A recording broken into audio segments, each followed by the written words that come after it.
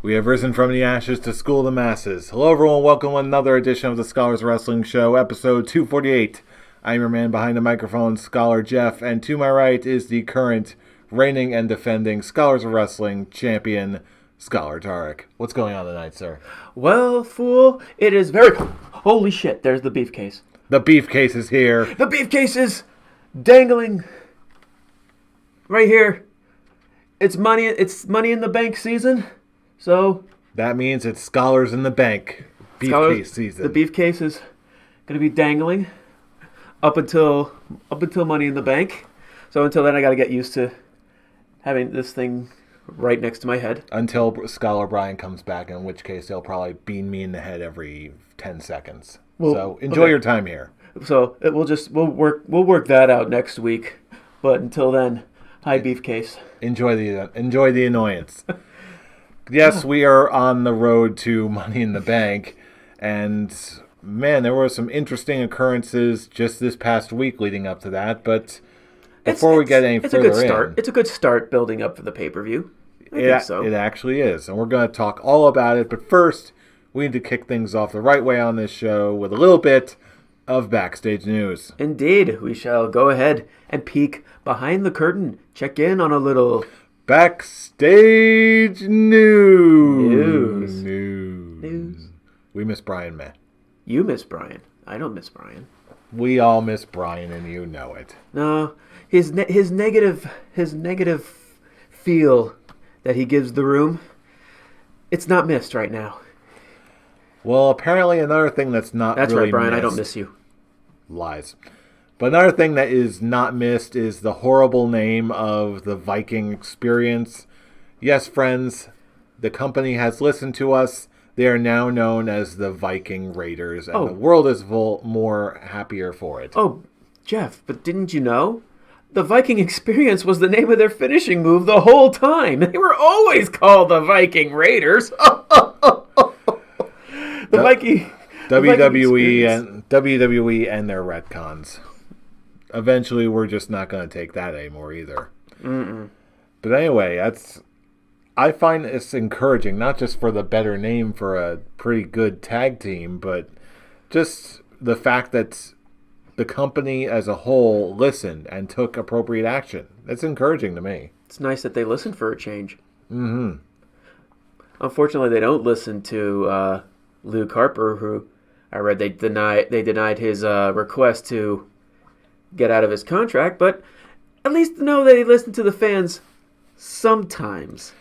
Yeah, but this in a weird way, when it comes to Luke Harper, is actually in a very strange way kind of encouraging, because the big talk is that this is going to be sent as a message to the locker room that you just can't go and just look for greener pastures if you see fit if you're in the middle of a contract. Which means, to me anyway, that they consider either AEW or the current state of independent wrestling as a threat to them. Thoughts, Fool? Sasha Banks should have thought about, renewing her contract last year. It's like, now she wants out. It's not as easy as that. Your silly little protests aren't gonna make anything better for you. Just finish out your contract, damn it. Even though the rumor is going around that they're gonna give her a quote big win, which I think I have an idea. Interesting to see if that comes to pass, and meta or not, this is actually making the next few months of wrestling, at least as far as WWE is concerned, very, very interesting. And it's making our show more interesting. Well, not on my end. For me, I just get to sit and watch Scholar Brian and Scholar Jeff duke it out for this guy. But yeah, that's Brian not being here. There's gonna be no duking out, and I'm kind of disappointed in that one. I don't want to wait till next week. The beefcase will be mine in time. Don't you worry. But in the meantime, it's nice to have the beefcase. I can assure you. So I've been told. I've been told it's very nice to hold the briefcase. It is very nice to hold the briefcase, and it's very nice to be able to cash in the briefcase. It's not the briefcase Wouldn't that you counts. say, fool? It's not the briefcase that counts. It's how and when you use it. Oh, trust me, I agree with that sentiment, and you know exactly what I'm talking about.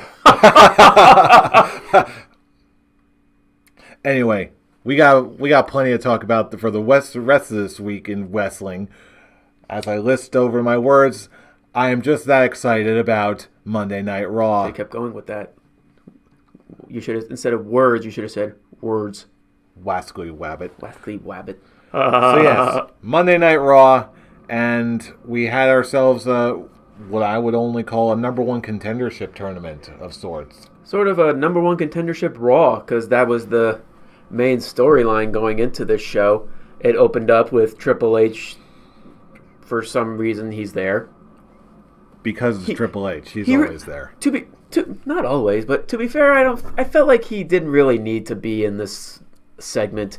Rollins should have just came down, should have did his normal spiel, since they're in his home state of Iowa. And then just had all the contenders come down about the tournament. The tournament. And they give their arguments. They're pretty decent arguments, except for one, Baron Corbin. Because it's something that we've talked about on this show before. He's bragging how he retired Kurt Angle, even though in reality he did not. He just beat him in his last match. That's nothing to really brag about. And we got two really good triple threat. Well, one really good triple threat, one decent triple threat, and we got the main event, which was Baron Corbin versus AJ Styles, which was okay. And of course, it all ended up with AJ Styles winning and getting a set for a WWE Championship match against Kofi Kingston. Seth Rollins. Seth Rollins. What? This is not SmackDown. Blah. We're not there yet, fool. We're not. Plus, they're already setting up a great feud for Kofi Kingston in the WWE Championship. But we'll cross that bridge when we come to it. And you know what? That alone, snafus or not, is just where my head's at with the whole title picture now. Because all of my focus and interest is on the WWE title with Kofi Kingston. Seth Rollins, he's good, but I've seen this before. And it's lacking that newness to me. So AJ Styles versus Seth Rollins, you've seen before? No, I'm talking about Seth Rollins as champion.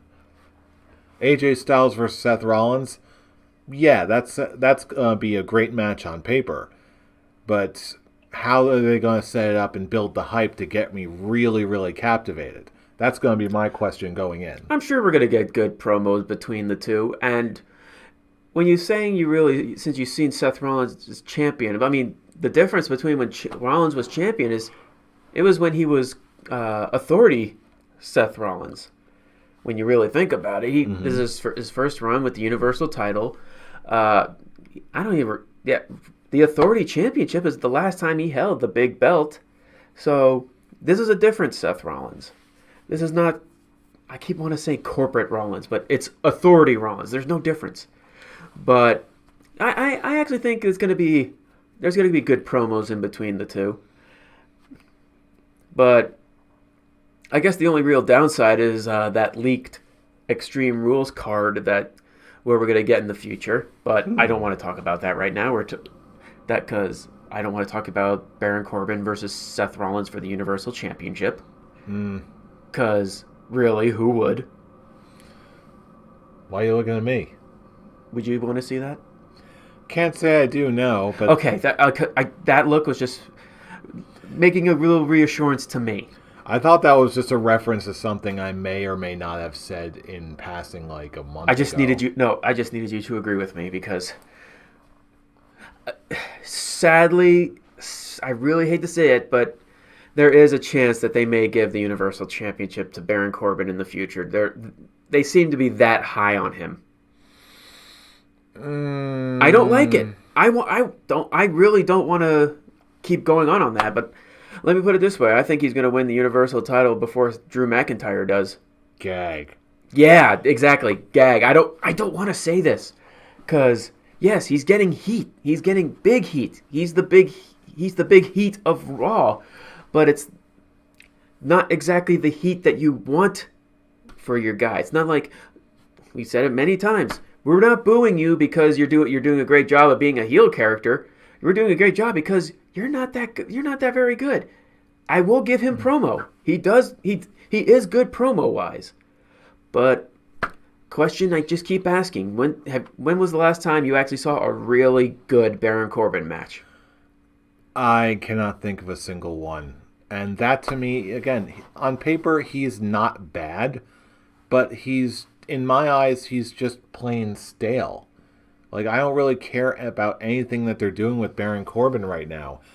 And if they're going to really put Baron Corbin into really push him into the front spotlight here, I need to see something more.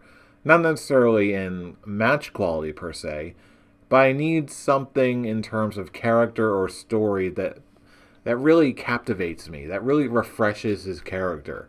Because right now, Baron Corbin is just so Baron Corbin. Here's a scholar's quick talk for you. When you say refresh his character, most people online, actually not most, a lot of people online, go right to his wrestling attire, which is basically his temporary GM outfit. Mm-hmm. Do you think changing his outfit will do something to help reinvent his character?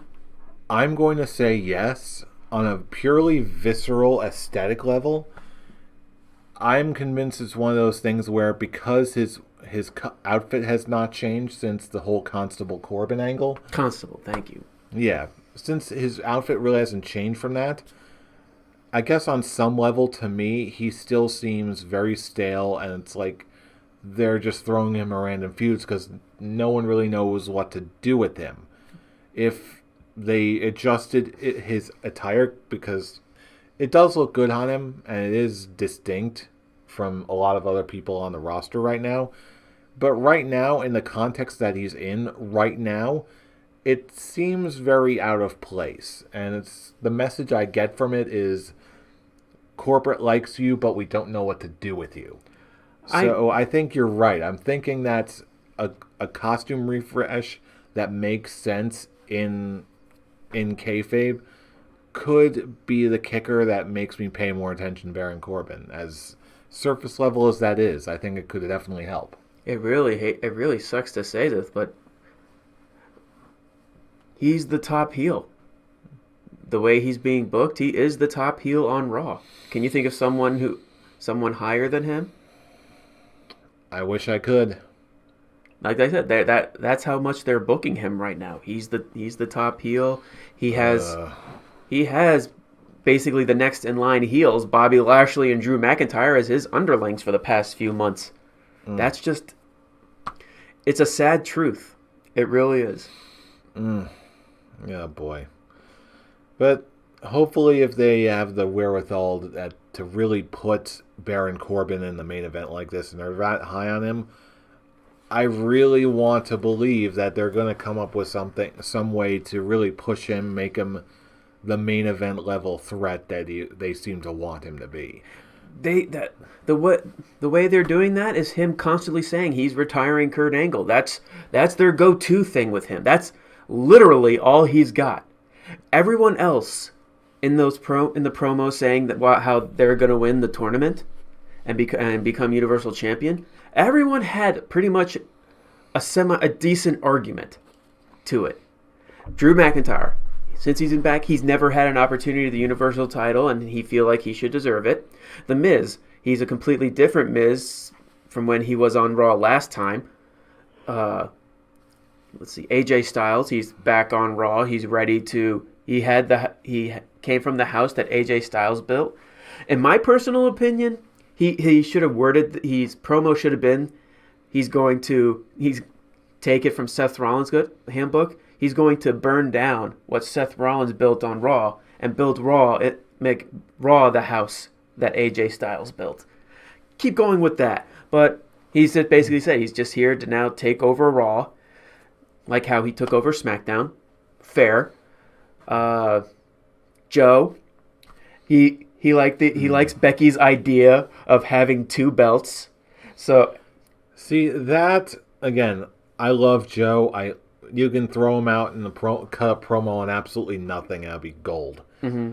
Joe really is the guy who really ought to be positioned as a top heel because I agree. In terms of skill, he's complete got package. Yeah. He's got the mics. He got the mic skills. He has the in-ring capabilities of actually putting on 5-star matches.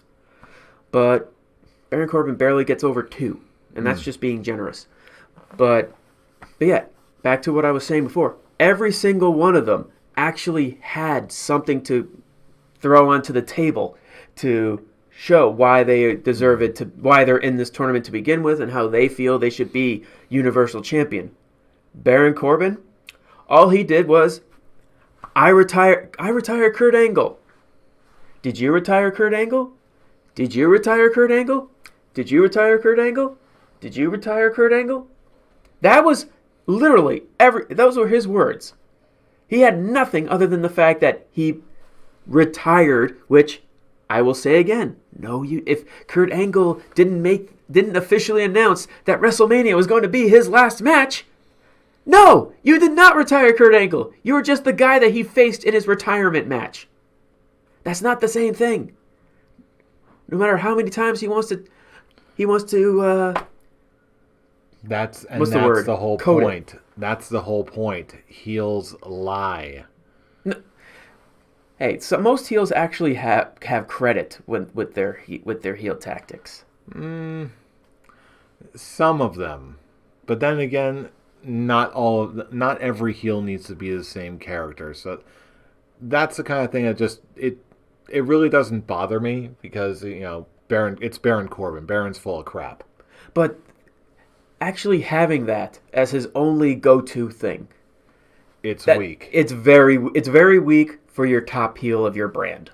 Which is why I'm hoping that they get cold feet just like they did with the Viking Raiders and say, you know what, change of plans, pal.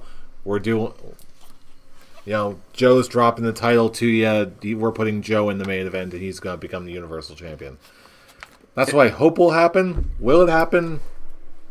Yeah, probably not, unfortunately. But hey, as far as I'm concerned, may not be today, may not be tomorrow, but I'm convinced it's going to happen eventually. And then the 2 triple threat matches, like I said, the first one was amazing. I mean, you had Rey Mysterio versus AJ Styles versus Samoa Joe. Mm-hmm. And really, the only real highlight to talk about that match in particular was the ending, how after Rey hit Joe with the 619, AJ Styles catches him, does a powerbomb, and then sets him up for the Styles Clash on top of Joe. And that's what takes Rey out, and that's what gives Styles the opportunity to pin Joe, which I'm kind of disappointed that Joe was the guy who ate the fall on this one.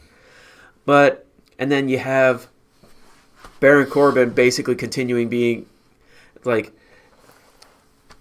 I wish they did something different with this story, with the whole okay, yes, McIntyre and Baron Corbin worked with each other in the past. So of course they're going to start beating the Miz up. I just wish the second Miz got out of the ring, McIntyre was just like, this is a triple threat.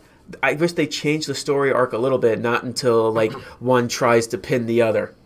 That type of ordeal with that storyline. I mean, McIntyre has said clear he wants the Universal Championship, even if it means taking down Baron Corbin too. They never did that until when they actually realized, hey, you're trying to take the pin? I want to take the pin. Man. And then storyline aspects. McIntyre hits the Claymore on Miz. Baron Corbin throws him out and steals the win, trying to get the heel heat that WWE wants Baron Corbin to get. And then you get the slow AJ Styles versus Baron Corbin as your main event, which no one wants to see Baron Corbin in the main event, apparently, except for Vince McMahon, apparently. I got nothing to say about that right now. Hopefully this will turn into something decent as the weeks progress. But for right now, if we want to really see something shocking, I was really shocked by this next one. Cesaro, in a singles match, back to singles action, defeated Cedric Alexander. What do you make of this? I absolutely I love it. Do you expect anything else from me? Well, no. It's sad that it's under the circumstances, since Sheamus is out with injury, could possibly be career ending. Which, hopefully, that's not the case. We want to see Sheamus back because you and I have been fans of Sheamus since he debuted on the WWECW. Lobster head. Careless man who can bake some bread. I actually miss that theme song. I do too. But yeah, hopefully Sheamus is able to get back in the ring. But as of right now, Cesaro moved to Raw apparently. I was actually kind of disappointed that he was going to be Cedric Alexander's first match because I'm thinking, it's Cedric Alexander's first match back on the red brand, not being a part of the Purple Rope 205 Live bit. And Cesaro took most of the match, and he ended up winning with that super uppercut. And I was just like, holy shit. Please don't let this be 50-50 booking, and let Cesaro actually get a pretty decent push because the man actually deserves it. And you know what? There's yet another candidate for your top heel on Raw. Push him properly. He's got the charisma and mic skills for it. Give the man something. Give him a ball. He'll take it and run with it. Oh, how about this? Give him the not necessarily universal title. I want your heart to explode. Oh, yeah. Give him the U.S. title. Take it off of Joe. Put Joe in the main event. There's your title match. But wouldn't you want to face the top Joe to take the belt off Joe? Who would you want face-wise to take the belt off Joe so Cesaro can take it? Cesaro. Leave him as a face for now. He's not a face. He's a heel. Yes. Turn him face. Position him as a face for now. And then once you have him in a feud and a storyline, then switch him over back to a heel. That it contradicts. Wait, turn him back to heel after he wins the belt? Yes. That's just so convoluted. I don't know.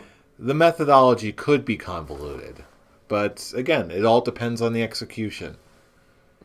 All I'm going on of right now is potential. Although the idea of Cesaro versus Samoa Joe, I actually kind of like it a lot. You would.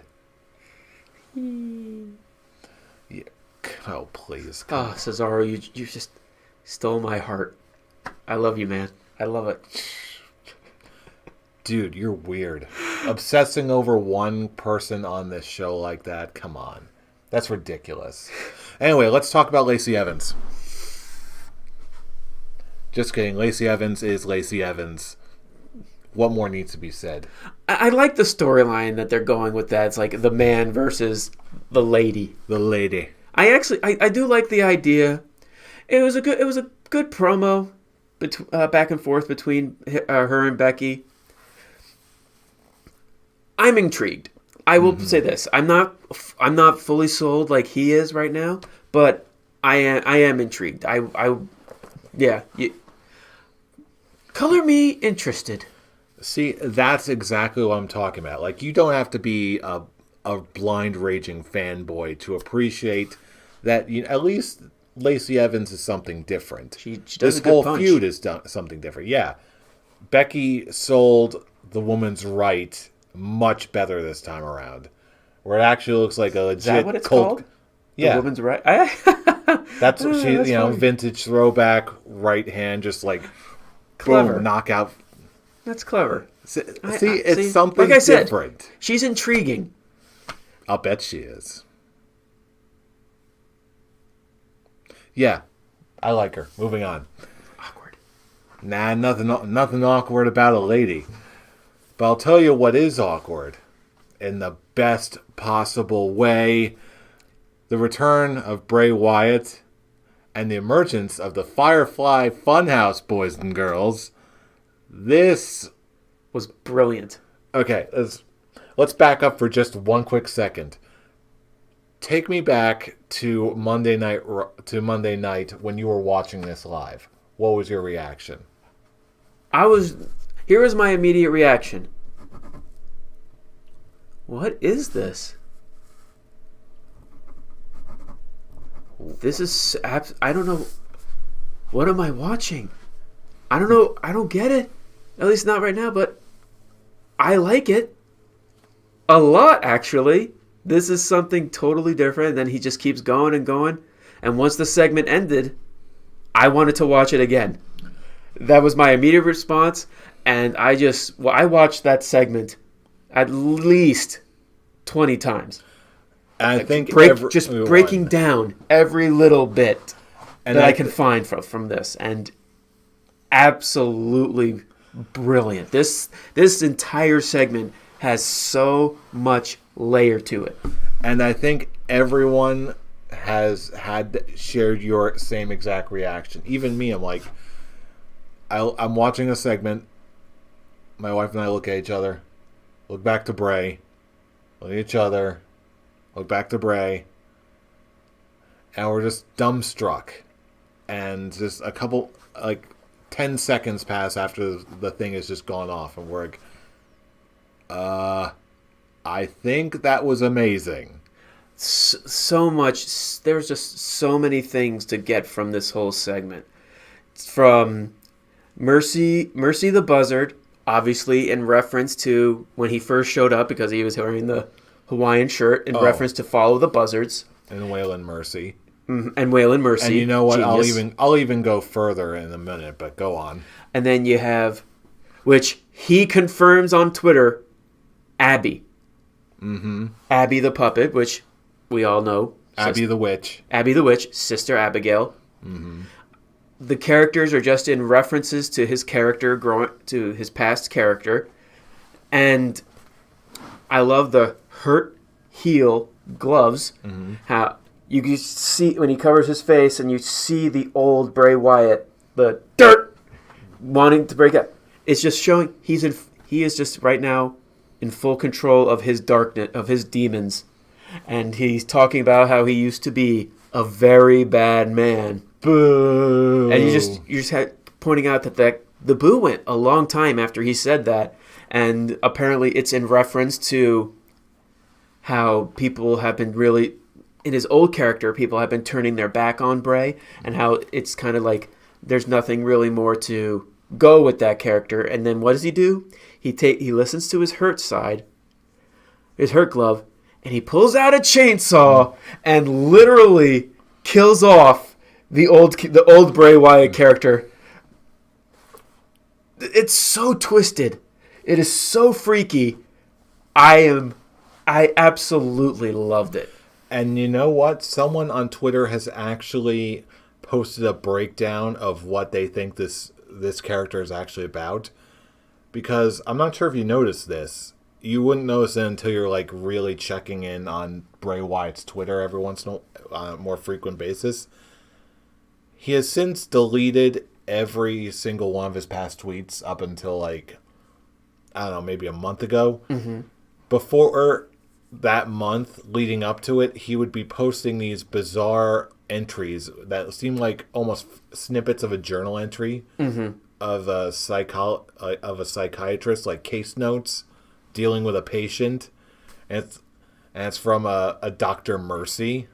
It references a Dr. Mercy, and it talks about things like, subject is reported to suffer from split personality disorder and horrible delusions. This has been building. Yeah, I've actually seen those tweets, and people are thinking, and how he referenced how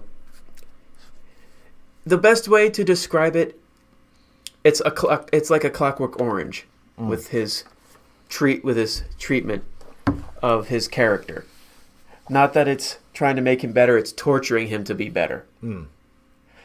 It's, oh my God, I can't even express any more delight from this.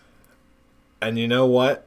This, to me, is one of those things that I need to see more. And considering from what I've read of like the whole progress of that whole segment, now Undertaker is one of the big heads involved with this project.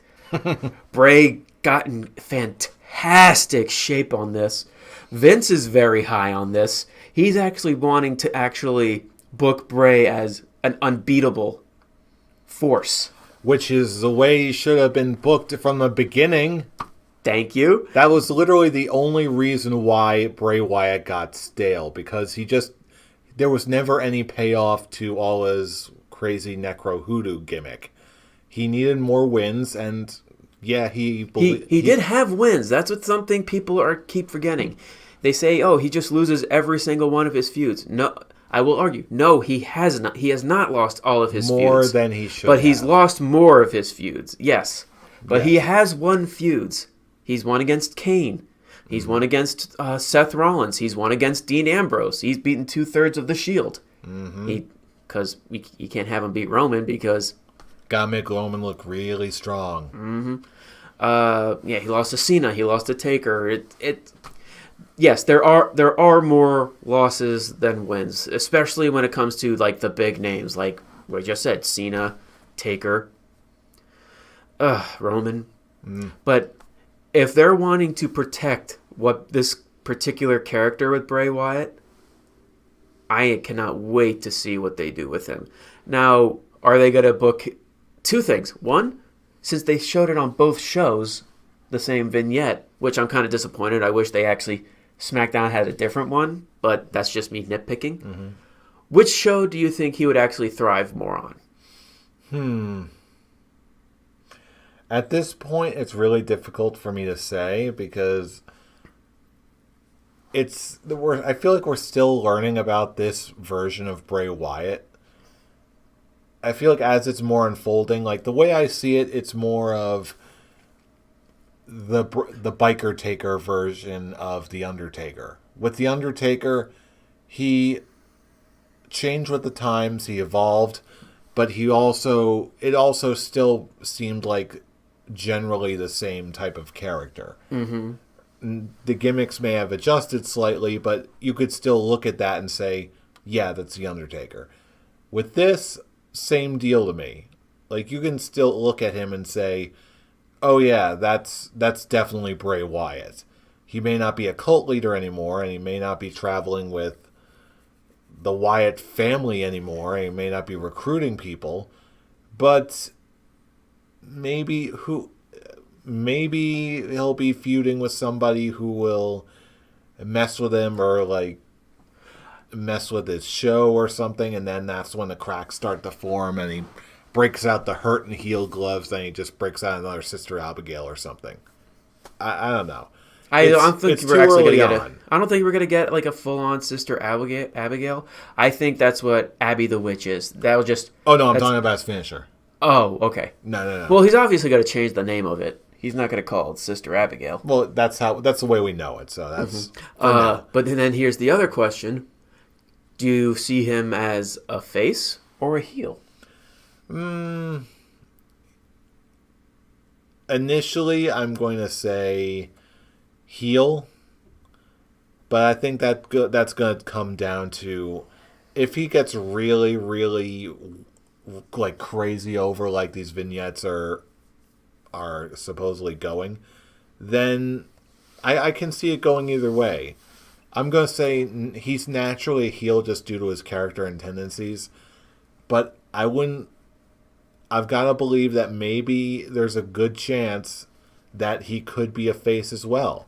Especially if he does the psychotic Adult Swim type of parody of a kid's cartoon show. Mr. Rogers. Of a crazy Mr. Rogers, and then a heel comes in and starts messing with him, starts messing with the puppets, and then Bray just starts losing it, and he just taps into his crazy side, and because he's so cool and aggressive and people genuinely like him, I can see him getting over as a face just as well as a heel with a gimmick like this. With you saying that, I kind of want his first rivalry to be against Sami Zayn.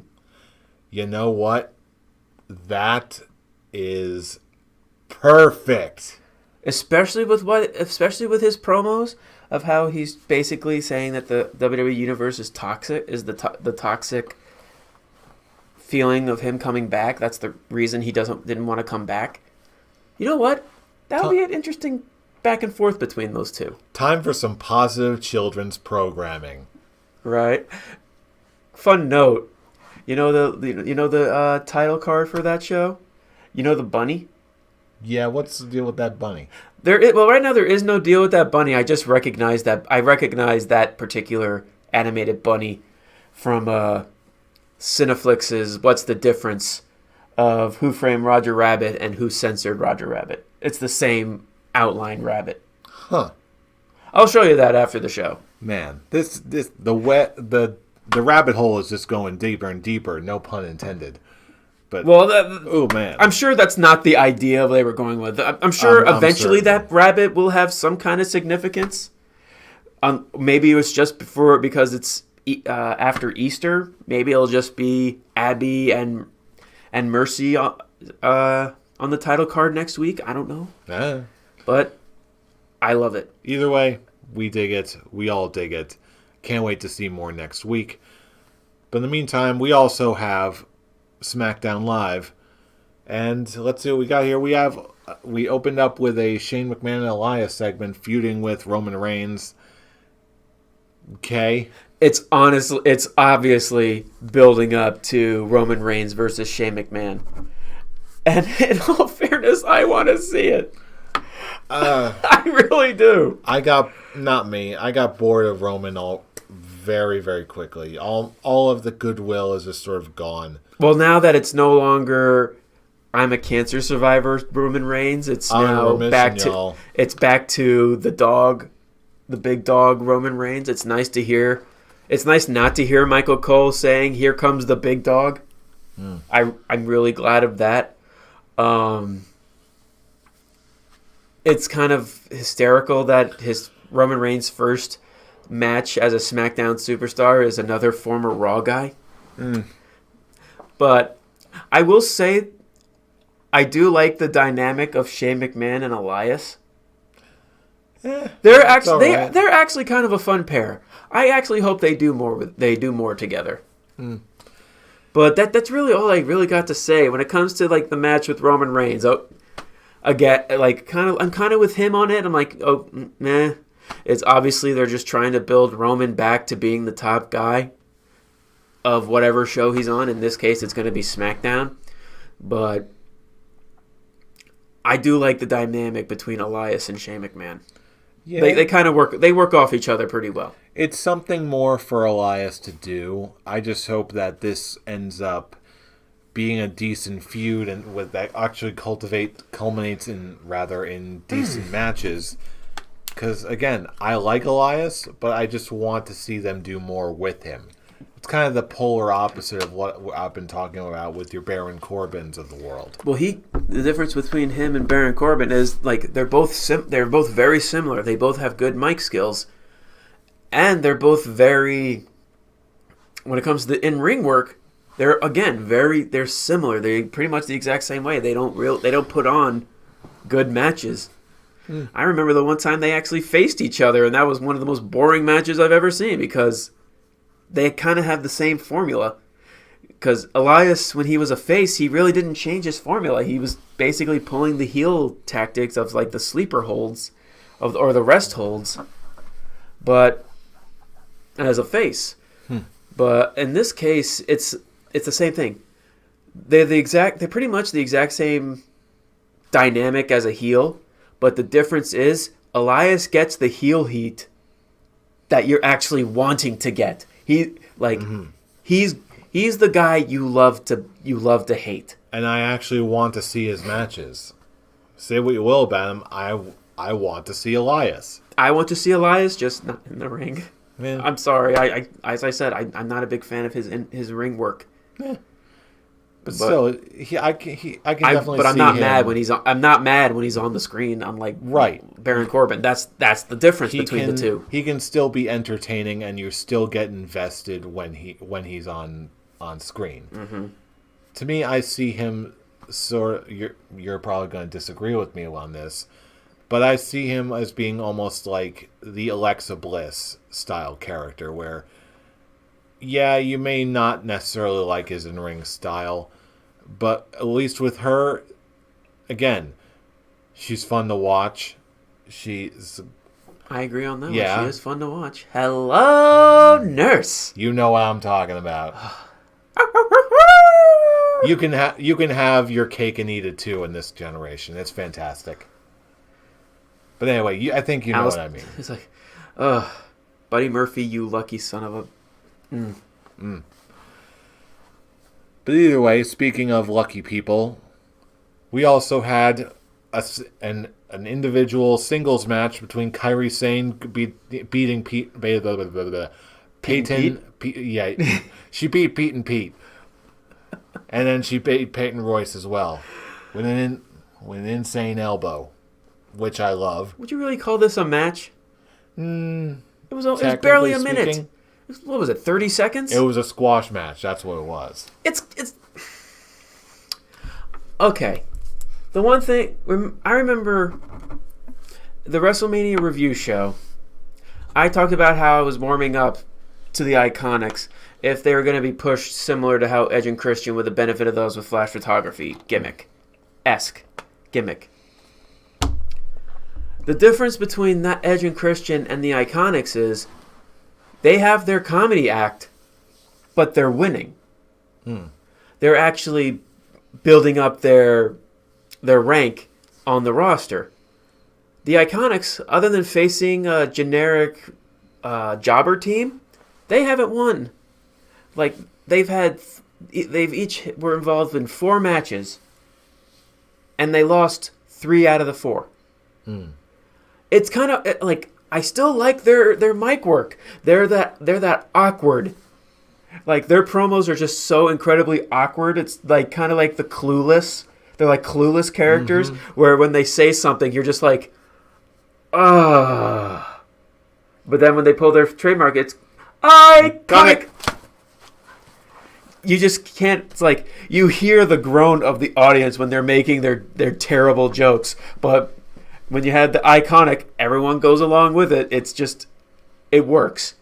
I just feel like they're not even really giving them any time. I actually they look like they're just going to give the tag titles to Asuka and Kairi Sane. If they do, then they'll just do that. If they don't, however, I suspect that there's a chance that what we've been seeing the past couple days, or past couple weeks rather, is really just putting over the team of Asuka and Kairi Sane. And especially Kairi Sane, who kind of needs the exposure on the main roster and in front of the mainstream fan. 30 seconds isn't enough, man.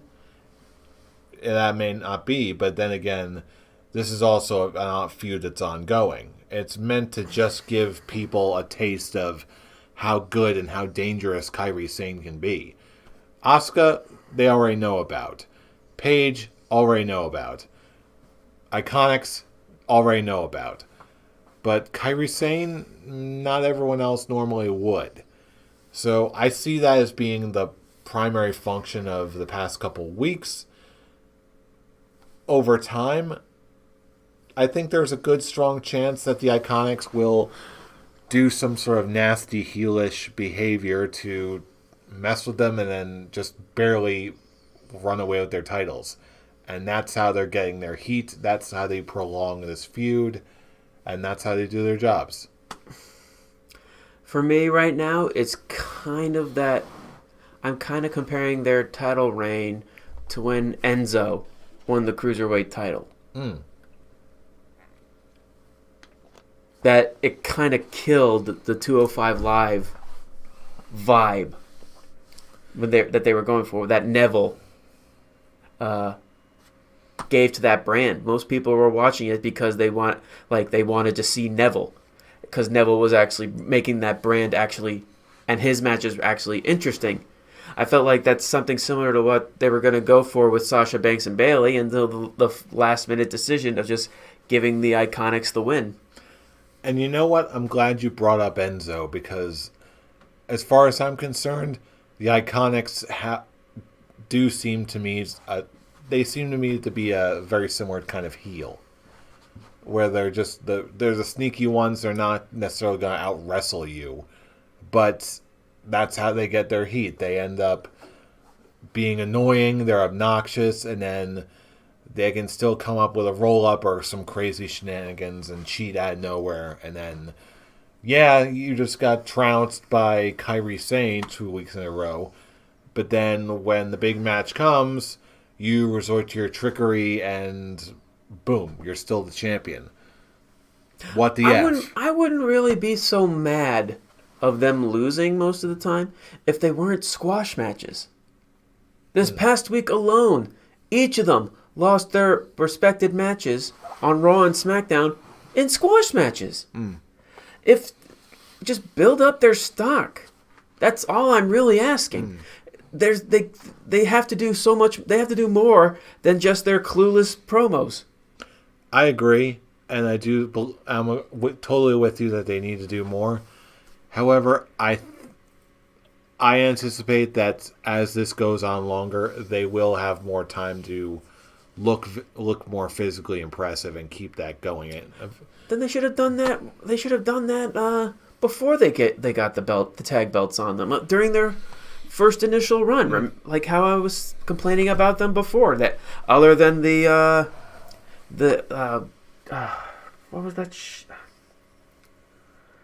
The match where they won against Naomi and Asuka. What show was that? No. Super Showdown? Maybe. Yeah, where Buddy. I'm blanking right now. I'm sorry. Yeah, that was their only match that they won. Most of the time, they just were looking like jokes, and it's kind of actually. I feel like it's actually worse than how they were being built beforehand. I mean, they're actually having matches. Granted, there were a couple of squash matches here and there, considering who they were facing during that time, like Charlotte or Becky Lynch. Speaking of which, we have Charlotte versus Becky Lynch at Money in the Bank after Charlotte beat Bayley in the best match of the SmackDown. That was surprising. Yeah, surprisingly good. No. Well, I can't even say it was surprising. We know that these women are capable of putting on great matches.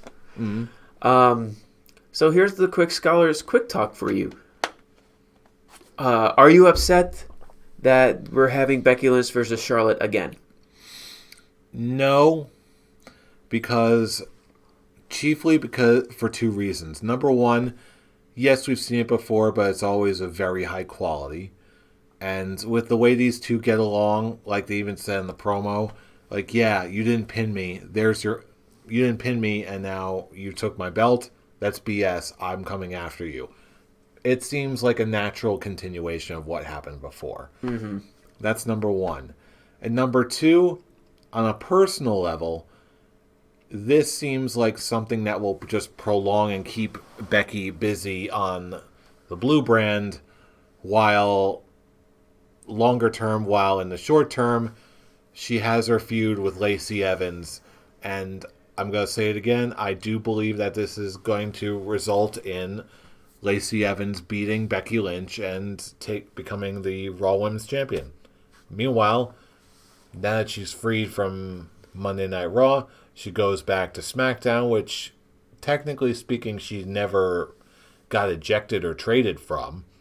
She says she's still a SmackDown person. And there you go. And then that's when you wrap up the current feud with Charlotte, and then you focus on Becky doing other things on SmackDown. So, yeah, I dig it. Okay. But meanwhile, there's also the main event of SmackDown. And big shock, the Big O has officially betrayed the New Day. I'm not going to lie. I hated this. Really? Okay, why specifically? Okay, before I really get to it, let's just talk about the match. The match of Kofi Kingston versus Shinsuke Nakamura. Kind of a disappointing match. You could definitely tell that now, like, even though he's having matches with the WWE champion, who once held the Scholars of Wrestling Championship, Shinsuke is really now going through the motions. And diehards of New Japan have said that before, where he's in that mode of he doesn't like to work harder than he needs to. He'll absolutely crank it out big time and jack the numbers up to 11 for a big match. But if it's just like a regular weekly match or something like that, he can run through the motions and it can still be good. It can still be engaging because he's still doing his job. But it seems like he's one of those types of guys who will save it for the big shows. Mm-hmm. At least they ended the match in a disqualification. I mean, they could somewhat keep Rusev and Shinsuke in that particular level. It's not just a... And I'm perfectly okay with that. Because I was afraid that they were just going to be like, okay, Shinsuke is just going to get fed to Kofi. But now, there's that aspect of, okay, there's unfinished business. Let's pick up where we left off. I know I can beat you. Now, back to Big O and the whole Kevin Owens. I'm upset. I didn't like it, mainly because, one, I loved the pairing of Kevin Owens with the New Day. Oh, yeah. The fact that they officially made him a member of the New Day, that show. And in my opinion, it's way, way too soon. Yes. They've only been together for a week. And Kevin Owens, he just came back as a babyface. I wanted to see what more things they can do with Kevin Owens being a babyface. Because other than just that one match he had with Daniel Bryan, he hasn't done anything. He's basically been around as a face for maybe a month and a half. Because he wasn't around for WrestleMania. Because he had nothing for WrestleMania. Mm. So I just feel like it is way, way too soon to turn him heel. And like I said, I actually loved... They were working... Woods, Kofi, and Owens were working so well together. I wanted to see more of them working together. Yeah, I really wanted to see more too. It seemed like this was really, really abrupt. I was at least expecting more time with Owens as part of the New Day. But now, after I've had some time to digest this, I'm actually kind of digging it. Because we're getting Kofi versus Kevin Owens for the WWE Championship. Yes, and both guys can go. Both guys can make this really, really fun. And overall, it's a fresh, new feud. And it may not happen in quite the manner that we would have wanted. But at the same time, I cannot help but feel intrigued and interested by all this. Oh, I'm intrigued and interested in this as well. I love the idea of Kevin Owens versus Kofi Kingston for the championship. I just honestly feel like they should have at least waited for another pay-per-view. They should have gave it at least like 2 or 3 more weeks of this. I can see that, and I would agree, but then again... It would have definitely made the turn a lot more effective. I mean, for what we got, it was effective enough. I mean, that super kick out of nowhere and him powerbombing Xavier onto the apron. It was good. It was really good stuff. I just felt like they should have done more. More with them being together and actually building a friendship where we assume would eventually have gotten that the list of Kevin Owens moment. And yeah, it was very abrupt, but at the same time, the reason I don't hate it is because I know Kevin Owens and Kofi and Xavier and everyone involved can pull this off and make it lovely. Mm-hmm. So on that note alone, yeah, it's not what I would have wanted, but you know what? Enough is forgiven. That being said, now it's time for a little Raw versus SmackDown Live. Who do you think had the better show, Raw or SmackDown this week? I've actually been thinking about this since the ending of SmackDown. And in all honesty, like I actually think both shows put on a pretty decent show, pretty decent television. I actually liked both shows a lot. But if I actually really did have to pick one, I would go with Raw.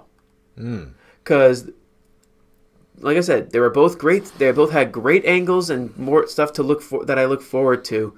There were just certain aspects of it that on Raw that I actually really like, which is hopefully a decent push for Cesaro, and hopefully we didn't bring it up when we discussed Raw.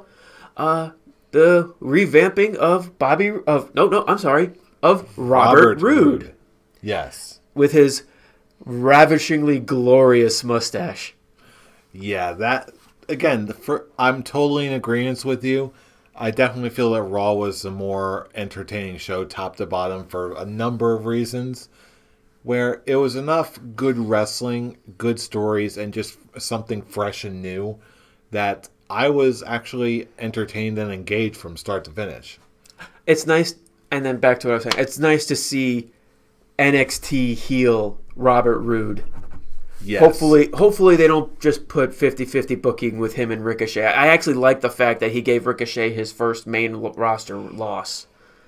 Like I said, hopefully this is actually building for something glorious with him. And there definitely are some aspects to Raw that made me lean towards Raw as the better show this week. Mm-hmm. I mean, for SmackDown, all we got was the truth that they're not doing anything with Chad Gable, and Jinder Mahal's on SmackDown again. Yay. And they're just nothing more than just meat for Lars Sullivan to eat on. Oh, yeah, that guy. I don't care about him.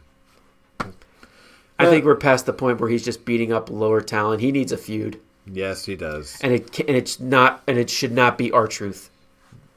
Yeah, it'll probably be R-Truth for maybe a week at this point. So they've already established that R-Truth does basically little damage to him. Yeah. It's like doing 1 damage to a super level creature. He's like, yeah, I'm high level. Dink, dink, dink. Oh, shit. Powerbomb. Boom, dead. So he's not going to do that diving headbutt anymore. I guess not. His diving headbutts were very awkward. Mm. He lands. It looks like he wants to land on his shoulder when he's doing it. But I guess this just, I don't know. We want to make sure he doesn't get any head damage. Mm. Yeah, certainly not. But anyway, his running power bombs are sick looking though. They are nice. But again, like you said, they just need the right... They need something. They need the right context. He's already established as an unstoppable force. You need a feud. Yes. Until he eventually gets fed to Roman Reigns. Mm-hmm. But until then, until we find the fate of Lars Sullivan and so many others... And Robert Roode. I love his mustache. This is when we all appreciate his mustache together. And we turn it over to you, our listening and viewing audience. No matter where you are, YouTube, Facebook, Twitter, follow us, like us, join us for all the conversations, and let us know what you think. Especially if you're on Twitter, then you can really engage us. Fool, where can they reach you? You can reach me at The Avataric. You can reach Scholar Brian at Atomic Beanpole, and you can also find me at I'm Robbie Rage, all one word. So join us for some fun, join us for some conversation, some good old-fashioned wrestling talk. Can you trash talk with Brian about this? Like I said, I was disappointed. That's the only disappointing factor of him not being here. I wanted to see more trash talking between the two of you. Oh, believe me, I am coming for that beef case. There will be more trash talk, because let's face it, you know who we are. We are the Scholars of Wrestling, and you have just been schooled. You're welcome. See you next week for the trash talk. It will all begin there.